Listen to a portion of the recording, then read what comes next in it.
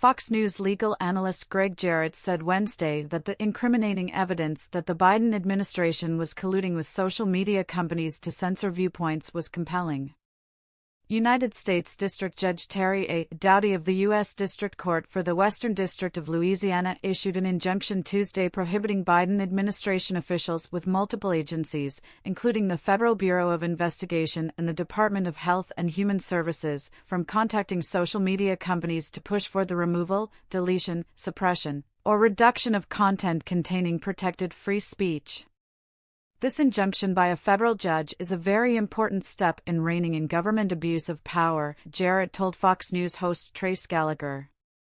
You know, the Twitter files and the congressional hearings that followed exposed just how the FBI and other agencies were bullying and pressuring and coercing companies under veiled threats into suppressing media posts for purely political reasons, Jarrett added.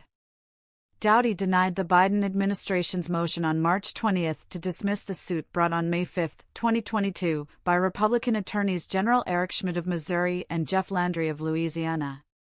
Long ago, the U.S. Supreme Court ruled, Trace, that this kind of censorship by proxy, as it's known, violates the First Amendment, Jarrett continued. Technically, it also is a crime under the U.S. codes for government officials to conspire with others to violate somebody's constitutional rights. Doughty listed 25 instances where social media companies either censored or were pressured to censor by the Biden administration, according to a thread on Twitter posted by Justin Hart, author of the COVID Reasoning newsletter on Substack. Tucker Carlson, a co-founder of the Daily Caller and Daily Caller News Foundation, was among those targeted for censorship by the Biden administration, according to an April 14, 2021 email from White House Director of Digital Strategy Rob Flaherty to an unidentified Facebook employee, demanding the company censor Carlson's video about vaccines released in January. Since we've been on the phone, the top post about vaccines today is Tucker Carlson saying they don't work. Yesterday it was Tomi Lahren, sick, saying she won't take one, Flaherty wrote to a Facebook employee, who promised to look into the matter. The incriminating evidence was compelling here. The FBI, Homeland Security, State Department, they were all involved.